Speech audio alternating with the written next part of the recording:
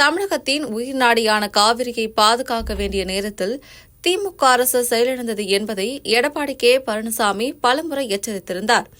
இன்று மேகதாது அணை அனுமதி அதற்கே நேரடியான சான்றாக நிற்கிறது. கர்நாடக அரசு மேகதாதுவில் அணை கட்ட திட்டமிட்டிருக்கும் இந்த அதிமுக்கிய தருணத்தில் உச்சநீதிமன்றம் விரிவான திட்ட அறிக்கை தயாரிக்க அனுமதி வழங்கியிருப்பது தமிழ்நாட்டின் உயிர்நாடியான காவிரிக்கு நேரடியான அச்சுறுத்தலாகும்.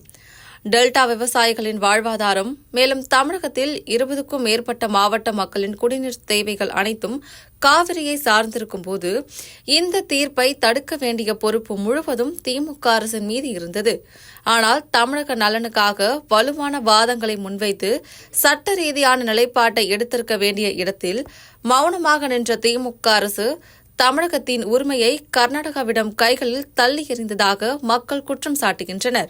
மேகதாது விவகாரத்தில் எடப்பாடி கே பழனிசாமி பலமுறை எச்சரித்திருந்தபோது காவிரி மேலாண்மை ஆணைய கூட்டத்தில் பேச தயங்கிய திமுக அரசின் செயலிழப்பே இன்றைய தீர்ப்புக்கு முக்கிய காரணமாகியுள்ளது.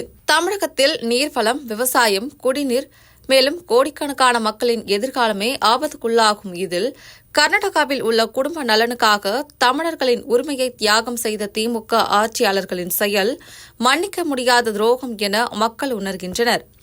காவிரி உறுதியான சட்ட ரீதியான நடவடிக்கைகளை எடுக்க தமிழக நலனை பாதுகாப்பதே இன்று ஒவ்வொரு தமிழரின் ஒரே கோரிக்கையாக உள்ளது.